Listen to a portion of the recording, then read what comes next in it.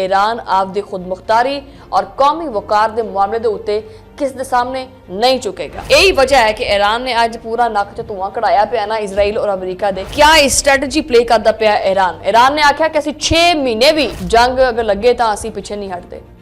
मुश्तबा खामनाई ने खैर आपदे इब्तदाई पैगाम दे विच यह वादा भी किया है कि वो ईरान की दफाई ताकत नूं मजीद मजबूत बनाउणगे और मुल्क के सिक्योरिटी इदारे और आवाम के दरमियान एक एतमाद नूं मजीद वधाया जाएगा। उन्होंने ये चीज भी आखी है कि ईरान के दुश्मन जिहड़े है वो अक्सर इह समझते हैं कि वो दबाव पाउण नाल या पाबंदियां लाउण नाल जिहड़ा ना वो ईरान नूं कमजोर कर सकते हैं, तां इह सिर्फ एक ख्वाब है। लेकिन हकीकत यह है कि हर दबाव तो बाद ईरान जिहड़ा वो पहले तो ज्यादा मजबूत होकर सामने आता है। उन्हां दे बकौल ईरान सिर्फ एक रियासत नहीं बल्कि एक नजरिया है और नजरियात नूं ताकत दे जरिए खत्म नहीं किया जा सकता। दूसरे पासे आपां अमरीका की सियासत की भी गल करते हैं और डोनाल्ड ट्रंप के जिहड़े बहुत सारे कॉन्ट्राडिक्टरी बयानात ने, वो पीर नूं कुछ कहंदा है, मंगल नूं कुछ कहंदा है, बुध नूं कुछ कहंदा है, जुमेरात नूं कुछ कहंदा है। ईवन के इंटरनेशनल मीडिया भी डोनाल्ड ट्रंप का मजाक उड़ांदा पिया। इस खबर के रद्द-ए-अमल दे विच सामने एक पैगाम आया है। अमरीकी सदर डोनाल्ड ट्रंप ने आपदे इंतहाई सख्त बयानात दिते हैं और ट्रंप का मौकफ यह रहा है कि ईरान के सामने सख्त रवैया इख्तियार करना बड़ा जरूरी है। अमरीकी वजारत खारजा दे बाज़ हुकाम ने भी ये चीज आखी है कि ईरान दे नाल मामलात नूं सख्त सिफारती दबाव के जरिए जिहड़ा ना वो निबड़ लेना चाहिए सी और इस तरह के इकदामात नहीं चुकने चाहिए सी। लेकिन ईरान का मौकफ हमेशा यही रहा कि किसी भी किस्म की बैरूनी जिहड़ा दबाव हैगा उन्होंने कबूल नहीं करेगा। ना वो पहले कबूल उन्हें किया और ना ही वो हुण कबूल करेगा। और उहदी नवी क़यादत ने यह चीज वाज़े भी कर दी है, वो आपदे हर चीज का सामना जिहड़ा ना बड़ी दलेरी नाल करन नूं तैयार है और किसी भी मौकफ तो पीछे नहीं हटणगे। बिस्मिल्लाहिर्रहमानिर्रहीम, अस्सलाम वालेकुम नाज़रीन, तुसीं देख रहे हो 360 डिजिटल पंजाबी और मैं हाँ तुहाडी मेज़बान शमाइला न्याज़। ईरान की सियासत दे विच एक बहुत वड्डी और अहम पेशरफ देखने आई है, उहदे बारे च ही अज दा व्लॉग करांगे और अज दा व्लॉग शुरू करते हैं।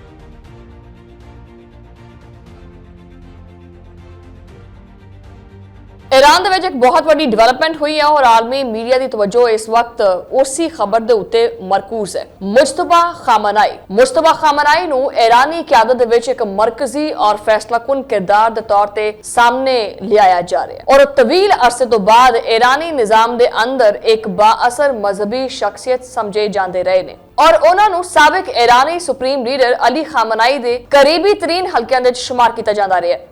ईरान के अंदर और बाहर बहुत सारे मुबसरीन ये कहते रहे हैं कि मुश्तबा खामनाई कई सालों तो पस पर्दा ईरानी सियासत दे विच असर रसूख रखते हैं और अहम रियासती मामलों दे विच उन्हां दी राय नूं बड़ी अहमियत दी जाती है और यही वजह है कि मुश्तबा खामनाई नूं ईरानी सुप्रीम लीडर मुकर्रर कर दिता गया। इहदे नाल ही खिते दी सियासत दे विच एक नवी बहस शुरू हो गई है। मुश्तबा खामनाई की तरफों सामने आने वाली इब्तदाई पैगामात विच एक गल बहुत वाज़े नजर आई है कि ईरान आपदे मौकफ तो पिछे हटन वाला मुल्क बिल्कुल नहीं हैगा।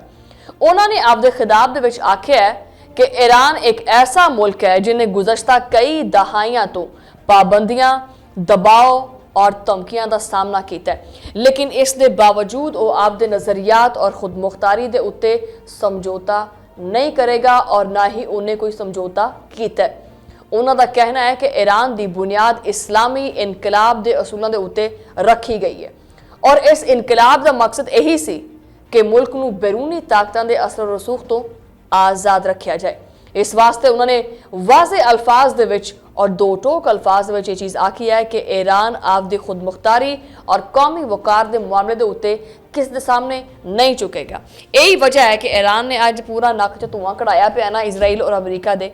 क्या स्ट्रैटेजी प्ले करता पिया ईरान ने आख्या कि असीं 6 महीने भी जंग अगर लगे तो असीं पिछे नहीं हटते।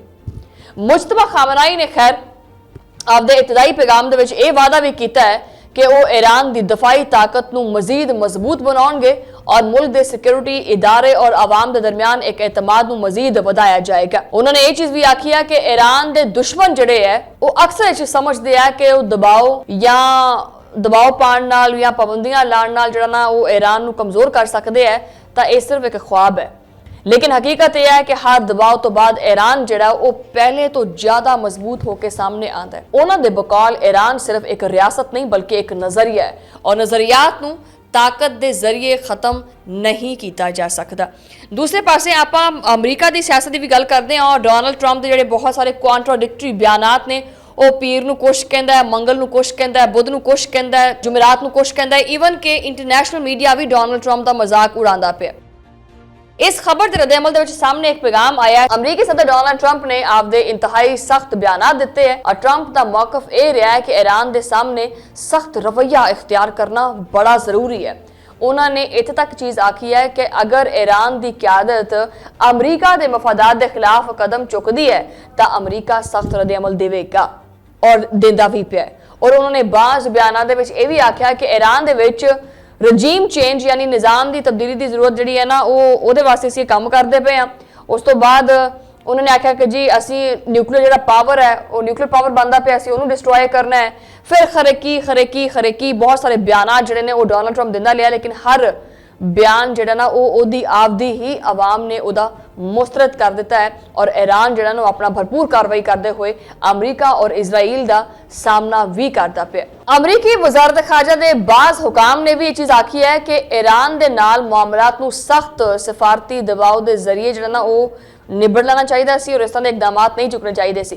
लेकिन ईरान का मौकफ हमेशा यही रहा कि किसी भी किस्म की बैरूनी जो दबाव है उन्होंने कबूल नहीं करेगा, ना वो पहले कबूल उन्हें किया और ना ही वो हुण कबूल करेगा। और उनकी नवी क्यादत ने यह चीज़ वाजे भी कर दी है, वो आपदे हर चीज़ का सामना जो बड़ी दलेरी करने तैयार है और किसी भी मौकफ तो पीछे नहीं हटनगे। ईवन के जो कि ईरान का एक मिसाइल और ड्रोन टैक्नोलॉजी है वो अगे ये जो आयरन डॉम है इन्हों का वो एक खड़ोना बन के रह गया।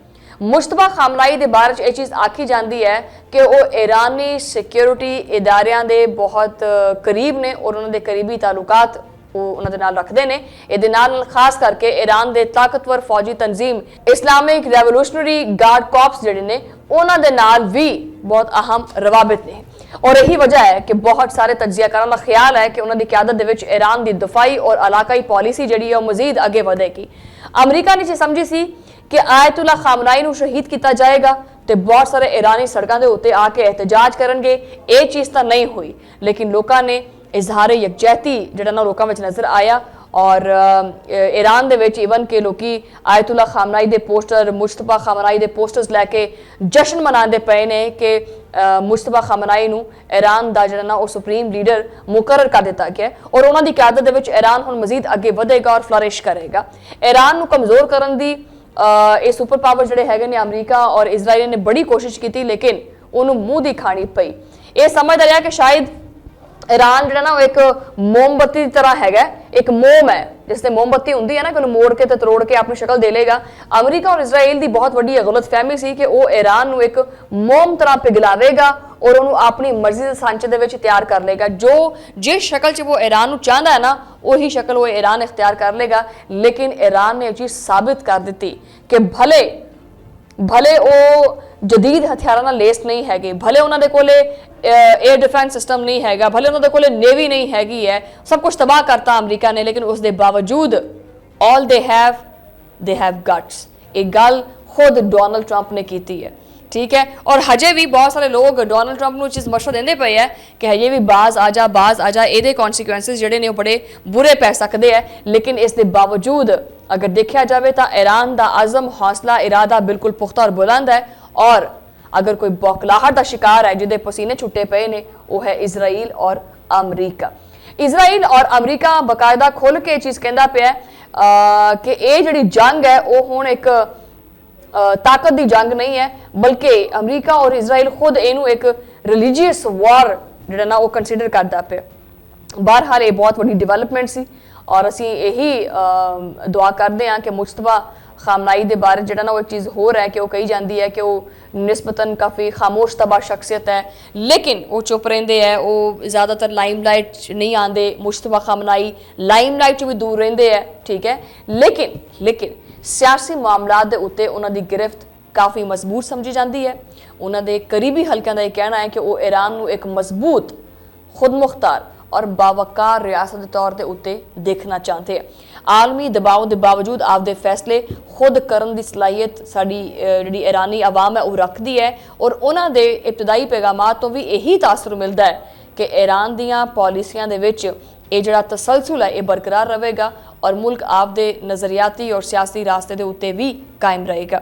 और इंशाअल्लाह ईरान जोड़ा है साड़ियाँ दुआवां खैर पाकिस्तान दियाँ भी ईरान के नाल ही ने और ਅਸੀਂ ਤਾਂ ਇਹੀ ਚਾਹੁੰਦੇ ਹਾਂ ਕਿ ईरान ਦੀ ਫਤਹ ਹੋਵੇ, ਠੀਕ ਹੈ, ਔਰ ਮਜਮੂਈ ਤੌਰ ਤੇ ਦੇਖਿਆ ਜਾਵੇ ਤਾਂ ईरान ਦੇ ਹਵਾਲੇ ਨਾਲ ਆਲਮੀ ਸਤਹ ਦੇ ਉੱਤੇ ਇੱਕ ਵਾਰੀ ਫਿਰ ਇੱਕ ਹਸਾਸ ਜਿਹੜਾ ਮਰਹਲਾ ਹੈ ਉਹ ਨਜ਼ਰ ਤਾਂ ਆਉਂਦਾ ਹੈ, ਲੇਕਿਨ ईरान ਇਹਨੂੰ ਜਿਹੜਾ ਨਾ ਉਹ ਆਪਣੇ ਅਜ਼ਮ ਔਰ ਹੌਸਲੇ ਦੇ ਨਾਲ ਮੁਕਾਬਲਾ ਇਹਦਾ ਕਰੇਗਾ ਔਰ ਜੁਰਤ ਨਾਲ ਕਰੇਗਾ, ਜਿਸ ਤਰ੍ਹਾਂ ਕਿ ਉਹ ਕਰਦਾ ਪਿਆ।